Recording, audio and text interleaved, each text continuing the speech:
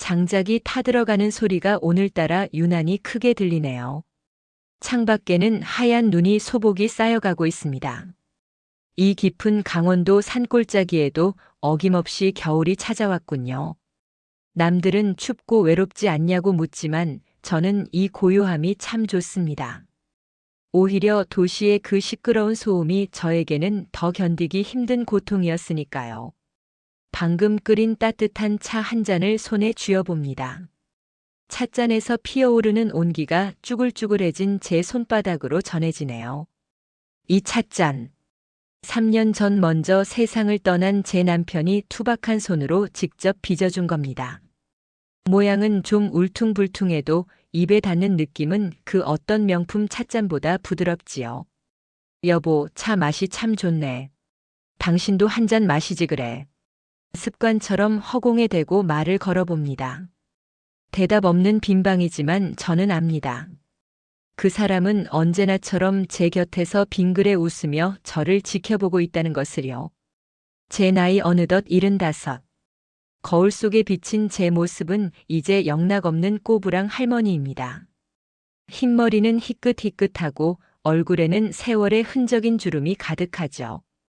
하지만 제 눈빛만큼은 30년 전 그날 밤 산길을 오르던 그때처럼 여전히 또렷하다고 믿고 싶습니다. 사람들은 가끔 제게 묻습니다. 후회하지 않느냐고요. 서울에서의 그 화려했던 삶, 남들이 우러러보던 지위, 그리고 평생 손에 물 한 방울 안 묻히고 살 수 있었던 부유한 결혼 생활. 그 모든 걸 제 발로 걷어차고 이 첩첩산중으로 들어와 고생만 하다가 늙어버린 게 억울하지 않냐고 말입니다. 글쎄요. 만약 제가 그때 그 선택을 하지 않았다면 저는 지금쯤 어떻게 되었을까요? 아마 강남의 으리으리한 펜트하우스에 살고 있었을지도 모릅니다. 온몸을 명품으로 휘감고 기사가 운전해주는 차를 타고 다니며 백화점 VIP 룸에서 차를 마시고 있었겠지요. 하지만 장담하건대 제 영혼은 이미 30년 전에 말라 비틀어져 죽어버렸을 겁니다.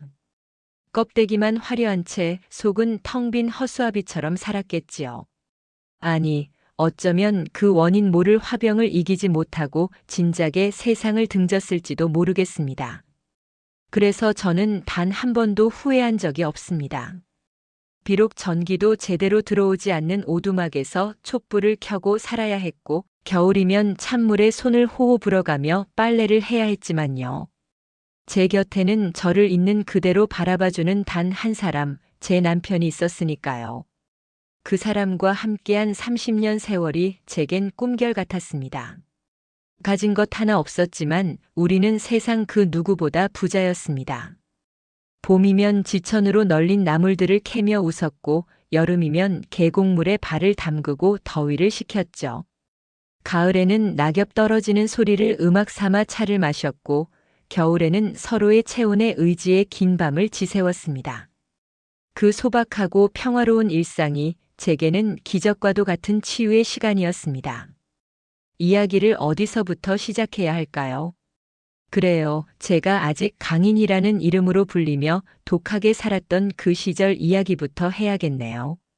지금의 이 평온한 할머니 모습만 보면 상상이 안 가시겠지만 젊은 시절에 저는 정말 지독한 여자였습니다. 성공에 미쳐 있었고 돈과 명예가 인생의 전부라고 믿었으니까요. 저는 고아였습니다.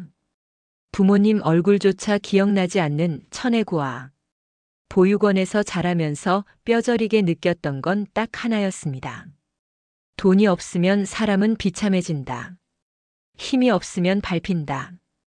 그 어린 나이에 세상을 너무 일찍 알아버린 걸까요? 아니면 세상이 저를 그렇게 모질게 가르친 걸까요?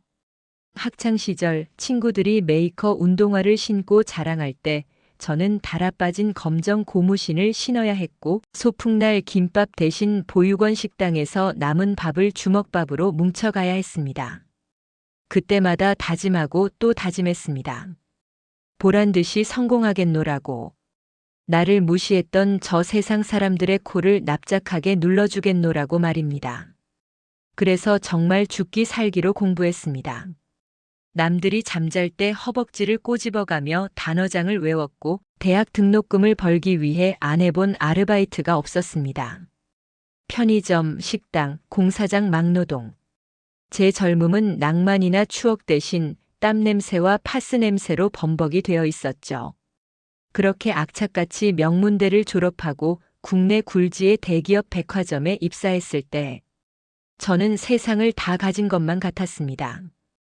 하지만 그건 시작에 불과했죠. 회사에서도 저는 독종으로 불렸습니다. 남들이 기피하는 힘든 프로젝트를 도맡아 했고 야근을 밥 먹듯이 하며 실적을 올렸습니다. 동기들이 연애다 뭐다 하며 주말을 즐길 때 저는 사무실에 남아 다음 시즌 기획안을 짰습니다. 그 결과 저는 입사 10년 만에 동기들 중 가장 먼저 팀장 자리에 오르는 쾌거를 이뤘습니다. 최연소 여성 팀장. 그 타이틀이 주는 짜릿함은 정말 달콤했습니다. 제 이름 석자가 박힌 명함을 내밀 때마다 사람들의 눈빛이 달라지는 게 느껴졌으니까요. 역시 강 팀장이야. 저 여자는 피도 눈물도 없다니까. 그러게 말이야. 어떻게 저렇게 지치지도 않고 일만 해? 무서울 정도라니까. 뒤에서 수군거리는 소리쯤은 칭찬으로 여겼습니다. 그만큼 제가 완벽하다는 뜻이었으니까요. 제 삶은 완벽하게 계획된 톱니바퀴처럼 돌아갔습니다. 아침 5시 기상, 조깅, 출근, 회의, 업무, 야근, 퇴근 후 자기개발. 단 1분의 오차도 허용하지 않는 치열한 살. 그렇게 저는 스스로를 채찍질하며 더 높은 곳을 향해 기어 올라갔습니다. 그리고 마침내 제 인생의 정점이라고 생각했던 기회가 찾아왔습니다. 바로 결혼이었죠. 상대는 우리 백화점에 입점해 있던 유명 건설사 대표의 차남, 김진우 실장이었습니다. 훤칠한 키에 호감형 외모, 무엇보다 막강한 재력과 배경을 가진 남자. 모든 여직원들의 선망의 대상이었던 그가 제게 관심을 보이기 시작했을 때 저는 속으로 쾌재를 불렀습니다. 드디어 올 것이 왔구나. 이제 내 인생에도 꽃길만 펼쳐지겠구나.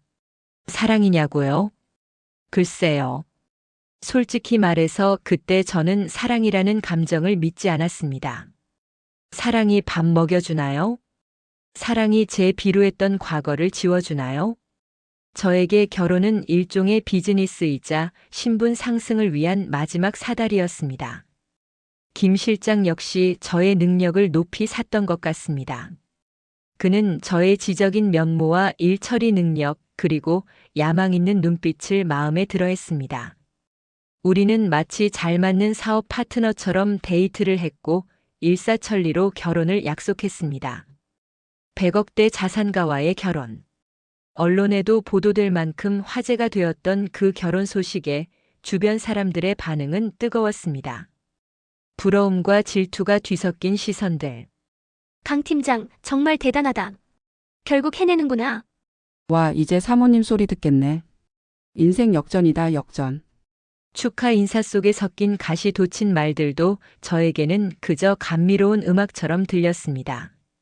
이제 고아 출신의 악바리 강인이는 사라지고 재벌가 며느리 강인이로 다시 태어날 순간만이 남았다고 믿었으니까요.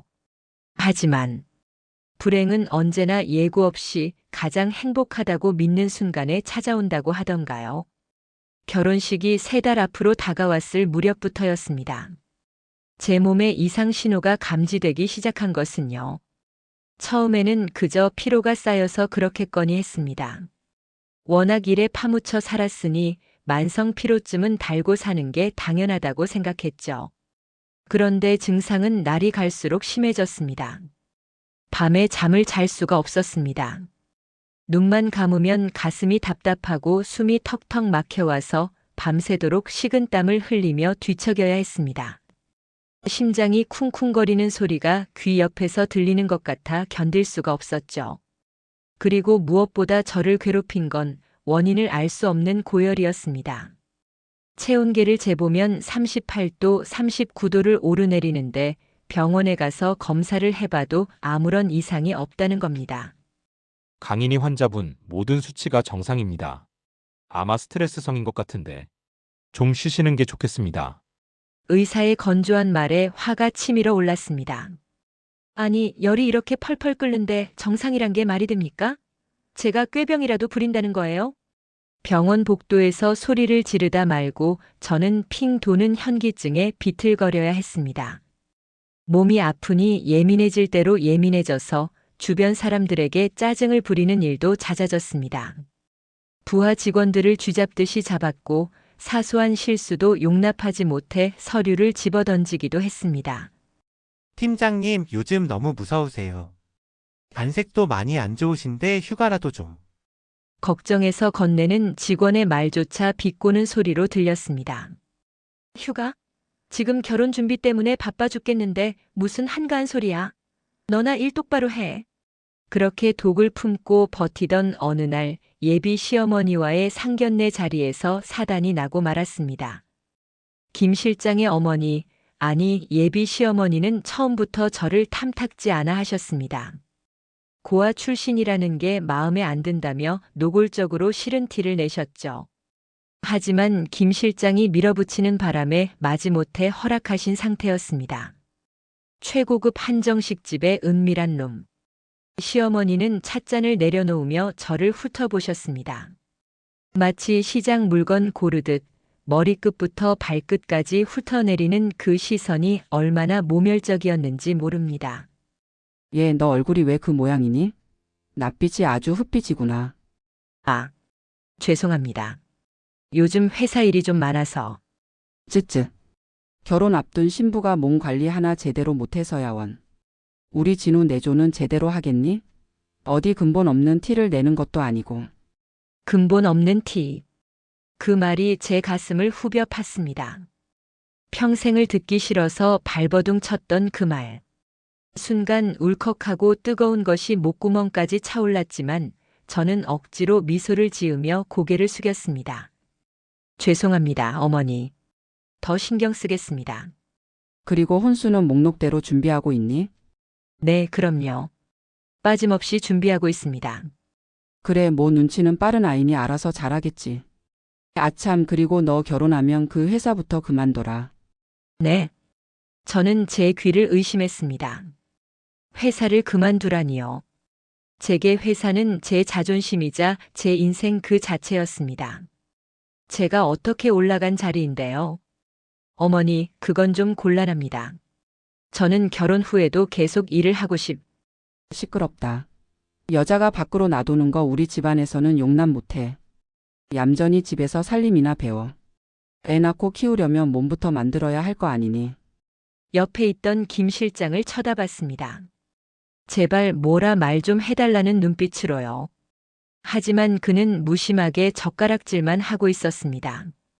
마치 남의 이야기라는 듯 제 간절한 눈빛을 외면한 채 말이죠.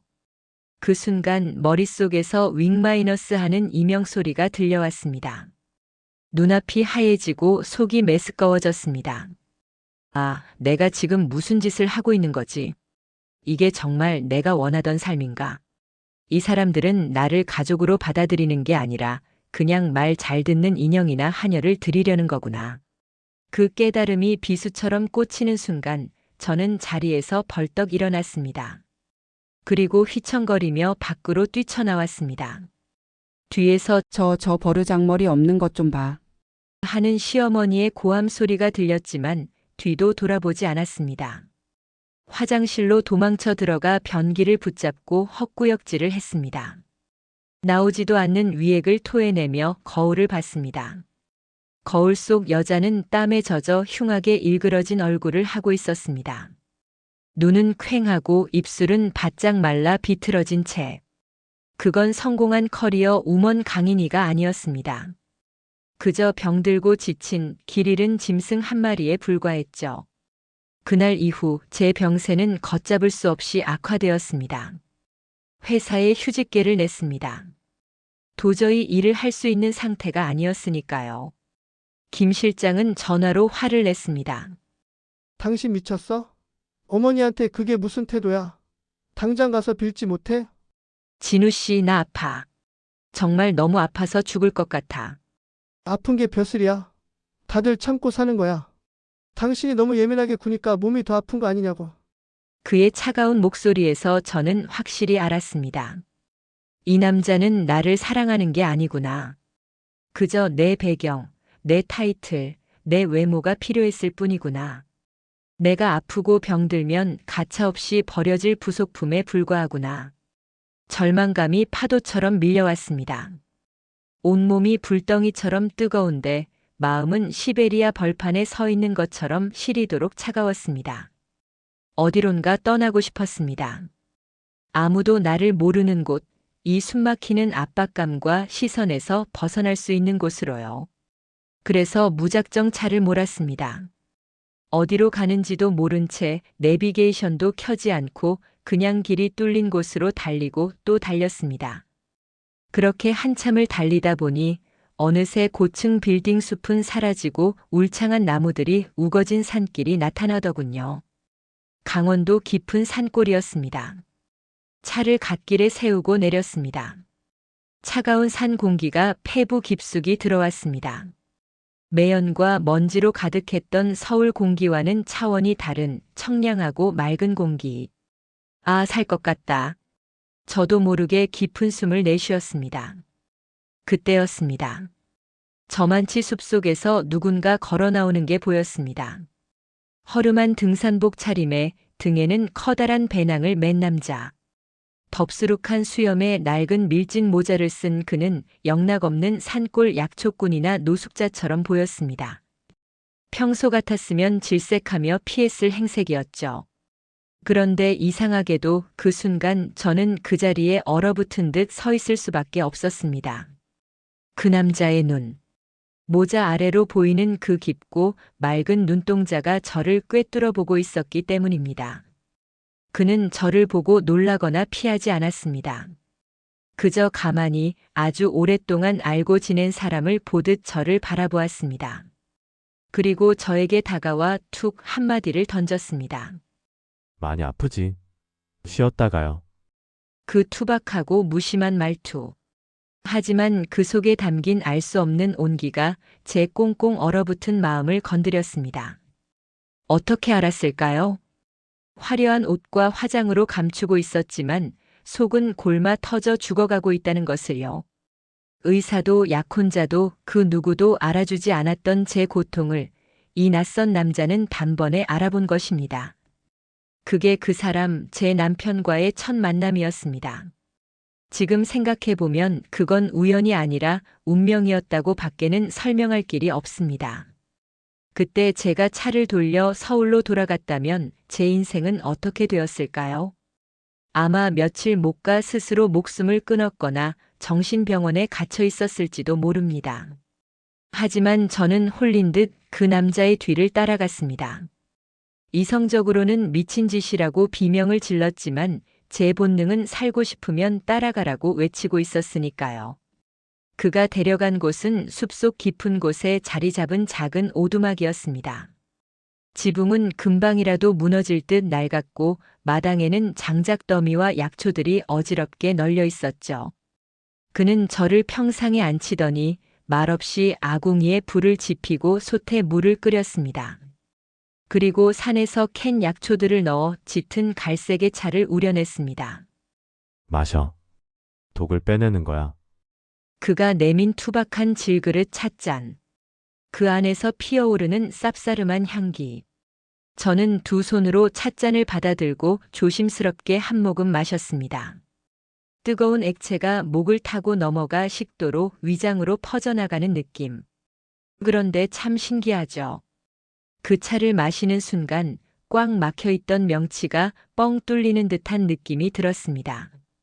그리고 며칠 동안 저를 괴롭히던 극심한 두통과 열기가 거짓말처럼 가라앉기 시작했습니다. 온몸의 긴장이 풀리면서 참을 수 없는 졸음이 쏟아졌습니다. 자. 한숨 푹 자고 나면 괜찮아질 거야. 그는 방 안에 이불을 펴주었습니다. 저는 낯선 남자의 집이라는 경계심도 잊은 채 쓰러지듯 그 이불 위로 몸을 눕혔습니다. 그리고 아주 오랜만에 정말 꿈도 꾸지 않는 깊고 달콤한 잠에 빠져들었습니다. 그게 시작이었습니다. 제 인생을 송두리째 뒤바꾼 그 기막힌 인연의 시작 말입니다. 눈을 떴을 때 창문 틈으로 들어온 햇살이 제 얼굴을 간지럽히고 있었습니다. 얼마나 잤을까요? 손목 시계를 보니 세상에 꼬박 하루하고도 반나절이 지나 있었습니다. 지난 몇 달간 수면제 없이는 단 1시간도 제대로 못 잤던 제가 낯선 남자의 낡은 이불을 덮고 시체처럼 잠만 잤다니 믿을 수가 없었죠. 몸을 일으키자 방문 밖 평상에 앉아 나무를 깎고 있는 그 남자의 뒷모습이 보였습니다. 인기척을 느꼈는지 그가 고개를 돌리더군요. 일어났어? 밥 먹어요.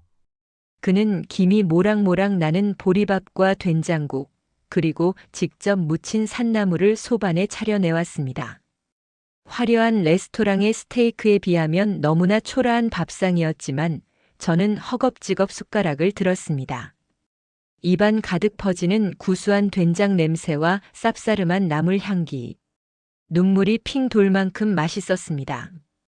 밥 한 그릇을 깨 눈 감추듯 비우고 나니 그제야 정신이 좀 들더군요. 그리고 현실이 물밀듯이 밀려왔습니다. 내가 지금 여기서 뭘 하고 있는 거지? 회사에는 뭐라고 둘러대지? 진우 씨는 난리가 났을 텐데. 불안감이 다시금 스멀스멀 올라왔습니다. 저는 쫓기듯 가방을 챙겨 들었습니다. 신세 많았습니다. 차값이라도 드리고 싶은데 제가 지금 현금이. 지갑을 뒤적거리는 저를 보며 그 남자는 피식 웃었습니다. 됐어요.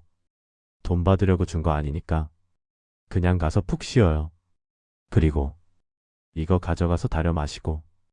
그는 신문지에 싼 말린 약초 한 뭉치를 제 손에 쥐어주었습니다. 또 아프면 와요. 언제든.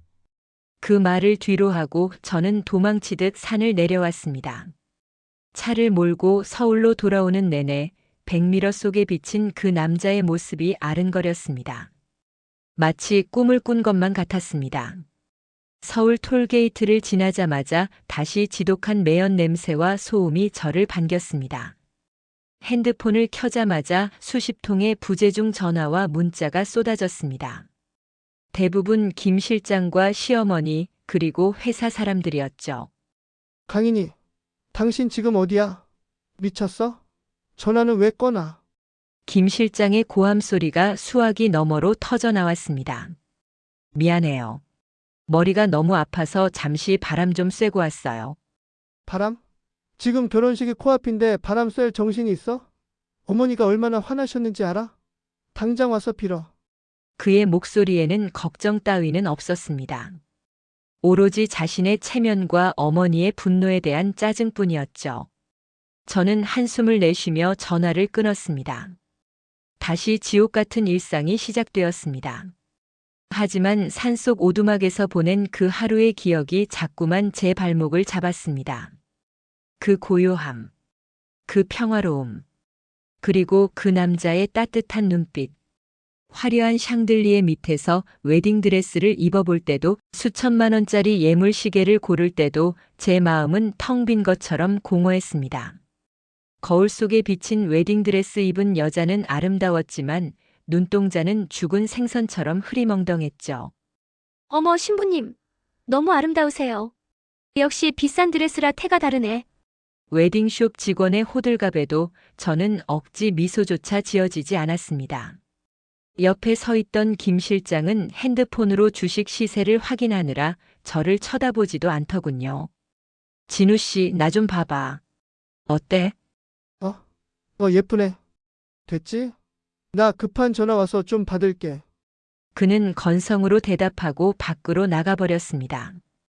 그 뒷모습을 보는데 문득 그런 생각이 들었습니다. 아, 나는 이 사람에게 그냥 비싼 액세서리구나. 결혼식장에 세워둘 예쁜 인형이 필요한 거구나. 가슴 한구석이 서늘하게 식어갔습니다. 그리고 그날 밤부터 다시 고열이 시작되었습니다. 이번에는 전보다 더 심했습니다. 온몸이 불에 타는 것처럼 뜨거웠고 환청까지 들리기 시작했습니다. 약혼자가 사준 약을 먹어도 병원 주사를 맞아도 소용이 없었습니다. 침대 위에서 끙끙 앓으며 제가 찾은 건 그 남자가 준 약초 뭉치였습니다. 지푸라기라도 잡는 심정으로 약초를 다려 마셨습니다. 그러자 신기하게도 열이 조금씩 내리고 거친 숨소리가 잦아들었습니다. 그 쓴 약초 물이 저에게는 그 어떤 명약보다 달콤했습니다. 약초가 다 떨어져 갈 무렵 저는 결단을 내려야 했습니다. 이대로 말라 죽을 것인가 아니면 살 길을 찾아 떠날 것인가. 결혼식 일주일 전 시댁에 예단을 들고 들어가는 날이었습니다. 최고급 밍크 코트와 명품 가방, 그리고 현금 예단비까지 바리바리 싸들고 갔죠. 시어머니는 물건들을 하나하나 뜯어보며 품평을 하셨습니다. 이게 다니? 사돈 댁이 없어서 그런가 센스가 좀 부족하네. 이불 색깔이 이게 뭐니 촌스럽게. 죄송합니다. 숍에서 제일 좋은 걸로 추천해줘서. 됐고. 너 결혼하면 내 명의로 된 그 오피스텔이랑 주식 다 정리해서 가져와라. 진우 사업 자금으로 보태. 순간 제 귀를 의심했습니다. 네? 그게 무슨 말씀이세요? 그건 제가 10년 넘게 피땀 흘려 모은 제 전 재산인데요. 가족끼리 내 돈 내 돈이 어디 있니? 내가 몸만 와서 우리 진우 덕 보는 건데 그 정도 성의는 보여야지. 고아인 너 며느리로 받아주는 것만 해도 감지덕지해야 할 판에 어디서 말대꾸야. 시어머니의 표독스러운 얼굴 앞에서 저는 말문이 막혔습니다. 이 사람들은 저를 며느리가 아니라 돈줄로 보고 있었던 겁니다. 제 과거를, 제 노력을, 제 인생을 송두리째 무시하고 착취하려는 사람들. 그 순간 김 실장이 들어왔습니다. 진우 씨, 어머니가 지금 무슨 말씀하시는 거야? 내 재산을 다 내놓으라니? 저는 떨리는 목소리로 그에게 물었습니다. 하지만 그는 곤란한 표정으로 머리를 극적이며 이렇게 말하더군요. 야, 그거? 어머니 말이 맞아. 당신 어차피 일 그만두면 수입도 없을 텐데 그 돈 굴려서 불리는 게 낫지. 내가 더 크게 불려줄게. 응? 그의 뻔뻔한 얼굴을 보는 순간 제 안에 무언가가 툭 하고 끊어지는 소리가 들렸습니다. 그건 제가 10년 넘게 붙잡고 있었던 성공이라는 동아줄이 끊어지는 소리였습니다. 그리고 동시에 제 이성도 마비되어 버렸죠. 싫어. 뭐? 싫다고. 내가 어떻게 모은 돈인데. 너희들이 뭔데 내 돈을 달라고 해. 이 도둑놈들아. 저는 예단함 위에 놓인 찻잔을 집어던졌습니다. 비싼 도자기가 산산조각이 나며 파편이 튀었습니다. 시어머니는 비명을 지르고 김 실장은 저를 향해 손을 치켜들었습니다. 이 여자가 진짜 미쳤나? 그의 손이 제 뺨을 후려치려는 순간 저는 눈을 부릅뜨고 그를 노려보았습니다. 때려봐. 때리면 당장 경찰 부르고 기자들한테 다 까발릴 거야. 재벌 2세가 예비 신부 폭행하고 재산 갈취하려 했다고. 제 서슬 퍼런 눈빛에 기가 눌렸는지 그는 멈칫하며 손을 내렸습니다. 나 안 해. 이따위 결혼 안 한다고. 저는 그대로 뛰쳐나왔습니다. 엘리베이터를 타고 내려오는 동안 심장이 터질 것처럼 뛰었습니다. 무서워서가 아니었습니다. 해방감 때문이었습니다. 평생 저를 올가매던 사슬을 제 손으로 끊어버렸다는 그 짜릿한 해방감. 차에 올라타자마자 시동을 걸었습니다. 어디로 가야 할지는 이미 정해져 있었죠. 차는 미친 듯이 속도를 높여 강원도를 향해 달렸습니다. 해가 지고 어둠이 깔리기 시작한 산길. 가로등 하나 없는 캄캄한 길을 헤드라이트 불빛 하나에 의지해 올라갔습니다. 오두막 입구에 차를 세우고 내리자 짙은 어둠 속에서 희미한 불빛 하나가 보였습니다. 그 남자의 오두막에서 새어나오는 촛불빛이었습니다. 저는 숨을 헐떡이며 그 불빛을 향해 걸어갔습니다. 다리가 풀려 몇 번이나 넘어졌지만 아픈 줄도 몰랐습니다. 마당에 들어서자 평상에 앉아 밤하늘을 올려다보고 있던 그가 저를 발견하고 일어났습니다. 또 왔네? 그의 덤덤한 목소리. 그 목소리를 듣는 순간 참았던 눈물이 본물 터지듯 쏟아져 나왔습니다. 살려주세요. 저 좀 살려주세요. 저는 그 자리에 주저앉아 어린애처럼 엉엉 울었습니다. 쪽팔린 줄도 모르고 콧물 눈물 범벅이 되어 울었습니다. 그는 당황하지 않고 저에게 다가와 조용히 제 어깨를 토닥여 주었습니다. 그래, 그래. 잘 왔어요. 울고 싶으면 실컷 울어요. 그의 투박한 손길이 제 등을 쓸어내릴 때마다 제 가슴 속에 쌓여있던 도끼들이 눈물과 함께 빠져나가는 것 같았습니다. 한참을 울고 나니 속이 시원해지더군요. 그는 저에게 따뜻한 물 한 잔을 건네며 물었습니다. 이제 갈 데는 있어요? 저는 고개를 저었습니다. 없어요. 다 버리고 왔어요. 집도 회사도 결혼도 다 끝났어요. 그럼 여기서 지내요. 방 하나는 비니까. 그는 너무나 쉽게 마치 길 잃은 고양이를 거두듯 저를 받아주었습니다. 불편할 거예요. 전기도 잘 안 들어오고 화장실도 밖에 있고. 상관없어요. 재워만 주세요. 그렇게 저의 기묘한 산중 생활이, 아니 동거가 시작되었습니다. 처음 며칠은 정말 힘들었습니다. 도시의 편리함에 익숙해진 저에게 산속 생활은 그야말로 원시시대나 다름없었으니까요. 밤이면 칠흑 같은 어둠이 무서워 촛불을 켜놓고 잠을 설쳤고 벌레가 나올까봐 화장실도 마음대로 못 갔습니다.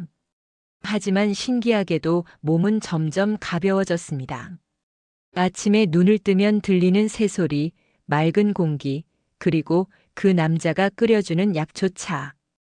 그 모든 것이 저를 치유하고 있었습니다. 그 남자의 이름은 하상이었습니다. 성은 없고 그냥 하상이라고 부르라더군요. 그는 말이 별로 없는 사람이었습니다. 하루 종일 산을 타며 약초를 캐거나 장작을 패거나 책을 읽는 게 일상의 전부였습니다. 과묵했지만 세심했습니다. 제가 밤에 무서워하는 걸 알고는 방문 앞에 작은 호롱불을 켜두었고, 제가 밥을 잘 못 먹으면 산에서 귀한 열매를 따와 슬그머니 내밀기도 했습니다. 이거 먹어봐요. 달아요. 무뚝뚝하게 건네는 그 산딸기 한 줌이 저에게는 세상 어떤 보석보다 빛나 보였습니다. 서울에서는 난리가 났겠죠. 김 실장은 저를 찾으려고 혈안이 되어 있을 테고 회사에서는 실종 신고를 했을지도 모릅니다. 핸드폰은 아예 꺼두고 배터리까지 분리해서 서랍 깊숙이 넣어버렸습니다. 세상과의 단절. 그것은 두려움이 아니라 평화였습니다. 그러던 어느 날 하상 씨가 저에게 물었습니다. 언제까지 있을 거예요? 돌아갈 생각 없어요? 그 질문에 가슴이 철렁했습니다. 혹시 제가 짐이 되는 걸까봐, 나가라고 하는 걸까봐 겁이 덜컥 났죠. 저, 갈 데 없어요. 여기서 살면 안 돼요? 밥값은 할게요. 청소도 하고 빨래도 하고.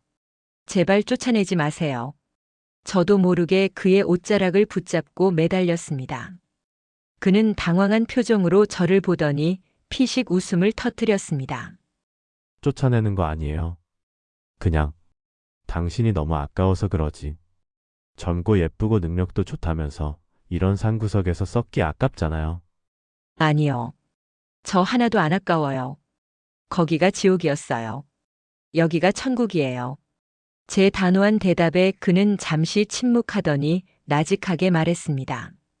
후회 안 하겠어요? 나 가진 거 쥐뿔도 없는 놈인데. 후회 안 해요. 당신 밥 굶길 사람은 아니잖아요. 우리는 서로를 마주보며 웃었습니다. 그날 밤 달빛이 쏟아지는 평상에서 우리는 처음으로 손을 잡았습니다. 그의 손은 거칠고 딱딱한 굳은 살이 박혀 있었지만 그 온기만큼은 세상 그 무엇보다 따뜻했습니다. 나랑 살아요. 내가 당신 지켜줄게. 그의 투박한 프러포즈. 다이아몬드 반지도 화려한 이벤트도 없었지만 제 인생에서 들은 말 중 가장 달콤한 고백이었습니다. 하지만 우리 행복은 그리 순탄치만은 않았습니다. 몇 달 뒤 어떻게 알았는지 김 실장이 들이닥친 겁니다. 검은 양복을 입은 사내들을 대동하고 흑발로 우리 오두막 마당을 짓밟았죠. 강인이, 너 여기서 뭐 하는 짓이야? 거지 같은 놈이랑 눈이 맞아서 도망을 쳐? 김 실장은 씩씩거리며 제 손목을 낚아챘습니다. 이거나, 난 안 가. 당신이랑 끝났다고 했잖아. 끝나긴 뭐가 끝나? 위약금이 얼만 줄 알아? 그리고 내 돈 내놓고 가. 그는 돈 타령을 하며 저를 짐짝처럼 끌고 가려 했습니다. 그때였습니다. 그 손 놓지. 하상 씨가 도끼를 든 채 나타났습니다. 장작을 패다가 달려온 모양이었습니다. 그의 눈빛은 평소의 선한 눈빛이 아니었습니다. 마치 먹이를 노리는 맹수처럼 서늘하고 날카로운 기운이 뿜어져 나왔습니다. 너 뭐야? 이 거지 같은 놈이 어디서? 김 실장은 하상 씨의 기세에 눌려 멈칫했습니다. 내 여자한테 손대지 마. 한 번만 더 건드리면 그 손모가지 부러뜨려 놓을 테니까. 그의 목소리는 낮았지만 쩌렁쩌렁하게 산을 울렸습니다. 검은 양복 사내들도 감히 덤비지 못하고 주춤거렸죠. 더러운 놈들. 썩 꺼져. 하상 씨가 도끼를 땅에 쾅 하고 내리찍자 김 실장은 비명을 지르며 뒷걸음질 쳤습니다. 두고 보자. 너네 둘 다 가만 안 둘 거야. 그들은 꽁무니를 빼고 도망쳤습니다. 그들이 사라진 뒤 하상 씨는 도끼를 던져버리고 저를 와락 끌어안았습니다. 미안해요. 내가 늦게 와서. 다친 데 없어요? 그의 품 안에서 저는 떨리는 몸을 맡겼습니다. 그날 저는 확신했습니다. 이 남자가 내 운명이구나. 이 사람과 함께라면 지옥 불이라도 건널 수 있겠구나. 그렇게 우리는 정식으로 부부가 되었습니다. 결혼식은 올리지 않았습니다. 그저 정화수 한 그릇 떠놓고 달림과 별림을 증인 삼아 맞절을 올렸을 뿐이죠. 하지만 그 소박한 언약식이 수천만 원짜리 호텔 결혼식보다 100배, 1000배는 더 성스럽고 행복했습니다. 그렇게 시작된 산속 생활은 솔직히 말해서 동화책 속 이야기처럼 마냥 낭만적이지만은 않았습니다. 현실은 냉혹했으니까요. 도망칠 때 가져온 폐물 몇 개를 팔아 쌀을 사고 생필품을 샀지만 그 돈은 금세 바닥이 났습니다. 우리는 철저하게 자연에 기대어 살아야 했습니다. 봄에는 산나물을 뜯어 장터에 내다 팔았고 가을에는 약초와 버섯을 채취해 생계를 이었습니다. 겨울이 가장 힘들었습니다. 매서운 강원도 산바람은 문풍지를 뚫고 들어와 윗목에 놓인 물그릇을 꽁꽁 얼려버리곤 했죠. 따뜻한 도시가스와 보일러가 그리울 때가 왜 없었겠습니까? 찬물에 손을 담가 빨래를 할 때면 손가락 마디마디가 끊어질 듯 시려와 저도 모르게 눈물을 훔치기도 했습니다. 그때마다 제 꽁꽁 언 손을 녹여준 건 남편의 투박한 두 손이었습니다. 미안해. 나 때문에 고생만 시키고. 그는 늘 미안해하며 제 손을 자신의 겨드랑이 사이에 끼우고 호호 불어주었습니다. 그 거칠고 투박한 손에서 전해지던 온기. 그 온기가 보일러보다 밍크 코트보다 훨씬 더 따뜻했습니다. 아니야 여보. 나 하나도 안 힘들어. 당신이랑 있으면 겨울도 봄 같아. 저는 진심으로 그렇게 말했습니다. 가난했지만 비루하지 않았고 부족했지만 궁핍하지 않았습니다. 우리에겐 돈으로 살 수 없는 시간과 여유가 있었으니까요. 해질녘이면 툇마루에 나란히 앉아 붉게 물드는 노을을 바라보았고 밤이면 쏟아지는 별들을 세며 도란도란 이야기를 나누었습니다. 서울에서는 상상도 할 수 없었던 평화로운 저녁이었죠.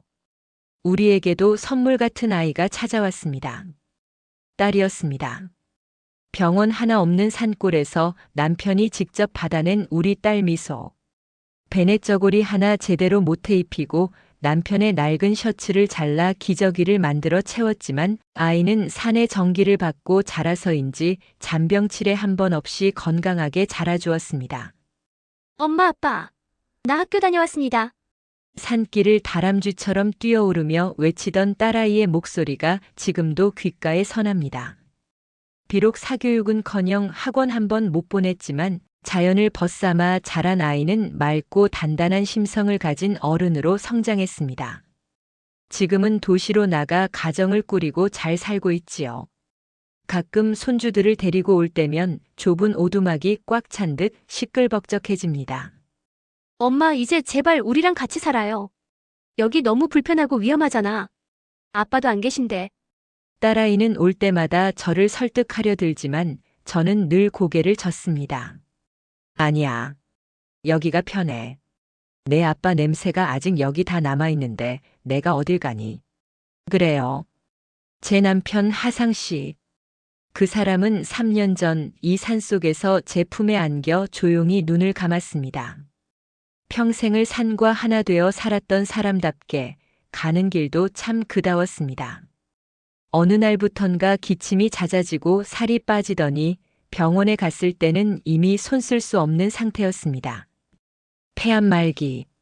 평생 담배 한 번 안 피우고 산속 맑은 공기만 마시며 산 사람에게 암이라니.